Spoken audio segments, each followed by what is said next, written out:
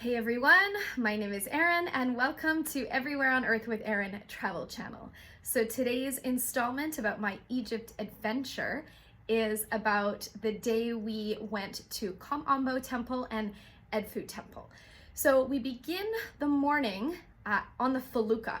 So my alarm goes off at 5 a.m. because we're supposed to get a really early start today.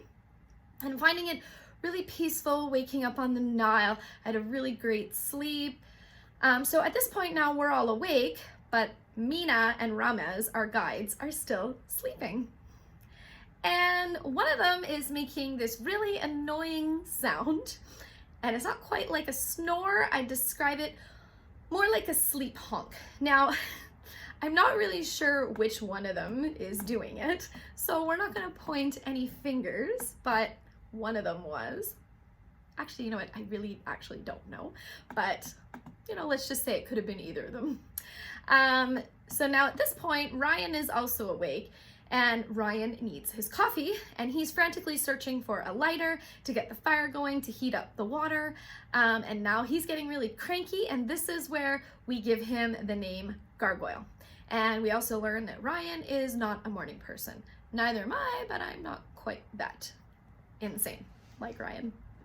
Anyways, so when the felucca guys and the guides finally wake up, we have a really simple breakfast of full, which is stewed fava beans, phyllo bread, eggs, cheese, and this stuff called halawa, or halawi, you would say. So it looks kind of unappealing. It's just this block of beige stuff, and no one's touching it. So I ask Ramez what it is, and he tells me it's a sweet dessert. So I'm the first one to try it, and it is so good. It's like melt in your mouth, yummy, and it's made from tahini and sometimes semolina. So it's actually a really good dessert. You can probably get it here in Canada, so I'd recommend giving it a try because it was really good actually, and I brought some home with me too. So now we're back on the bus, and our first stop of the day is the Temple of Ombo, and it's one of the more unique ones here in Egypt. So it's a double design, as you see here, because it was made for two sets of gods, the crocodile god Sobek and the falcon god Heroes. Oh my god, again, I should check my pronunciation before I do these videos, but you know what, that's what makes it more real. Okay, so originally this temple was built in the New Kingdom, but the current structure that you see today was built by Ptolemy the 6th, VI. 6, right? Yeah, should know my Roman numerals too. Anyways, so over the years, it's been destroyed by flooding and earthquakes and builders who took the stone from the temple. That's what they did a lot. They took the stone from these temples to build new things. So it was restored in the late 1800s. So it is exceptionally hot today, as you would imagine. So we explore while we're trying to keep in the shade, looking inside the temple. By the way, these guys here, they're super cute. They wanted to be in my picture. I was taking a picture of something else, and then they asked me if they could be in my picture. So I was like, sure, why not? Super cute. Anyway, so we go inside the temple, and these decorated columns here are super beautiful. Now, there's a significant image on the walls here, and it has medical instruments. So it's thought to be the first representation of medical instruments. So that's pretty cool. And also many, as you see here, many more amazing stories on these walls. Now, another cool thing that they discovered here is a collection of mummified crocodiles, and that has to do with this being a temple dedicated to the crocodile god Sobek, which I explain the significance in my video about the Nubian village. So these mummies are on display here at the Crocodile Museum, which is next to the temple, so that was pretty neat. Here's a photo here of what that looks like, so it was cool. So now on the way back to get to the bus, I'm followed by two young boys, and they're trying to give me a bracelet as a gift. Now the trick is they want you to take it, and then they harass you for money until you feel bad, and then you just pay them for it. They picked the wrong girl to mess with because I don't fall for that nonsense. I've been traveling for a long time, so I'm not gonna fall for that.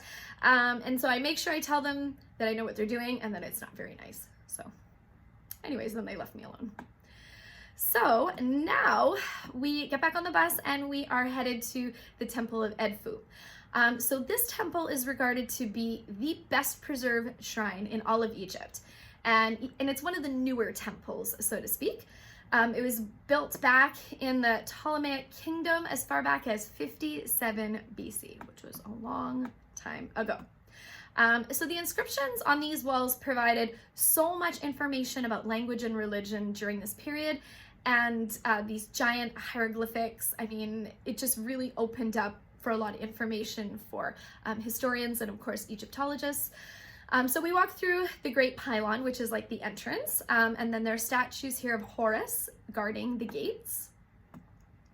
And then into the open courtyard, and there's more Horus statues. He's everywhere. He's really cute. I like him a lot. And so now we're standing in the hall and looking up at the ceiling. And it's evident you can see there was a fire here. So historians believe that it was deliberately set to destroy any religious imagery that was considered pagan. So you can see the damage here, but I think it actually makes it look cool. So there you go. Here's some pictures of that. And as Ramez points out, Egyptians also had the first known Wi-Fi right here. Yeah, it looks like a Wi-Fi. It's not, I don't know what it actually is. A bouquet of something? I don't know.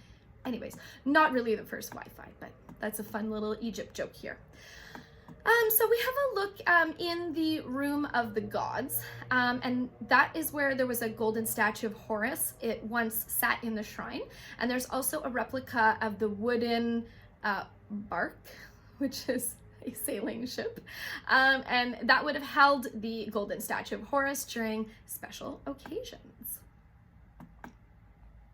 And here you can enjoy some photos of the cool things on the walls in the Temple of Edfu. Now, after a good explore of the temple, head back to the bus. And now one little funny story I want to tell you. So after spending a few days in Egypt now, I'm catching on a popular thing that Egyptian men like to say when they hear where I'm from. And it goes like this. Them. Hey, Shakira, Barbie, where are you from? And then I say, Canada. And then they go, Canada Dry. And for those that don't know, Canada Dry is a ginger ale. So this happens literally every time. So it gets to the point where when they ask me now, they say, hey, Shakira, Barbie, where are you from? And I say, Canada Dry, right off the bat. And it takes a little bit away from, I guess, their clever joke, but they still think it's funny. And they're like, yeah, Canada Dry. And then everybody has a laugh, and there you go.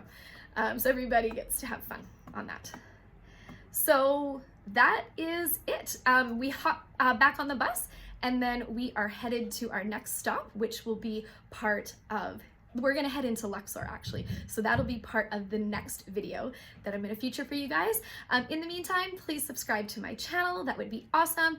Also, if you would like to read more stuff, similar content, but if you like to read, here you go. That is my website, everywhereonearthwitherin.com. For now, everybody, take care and see you soon. Thanks for watching.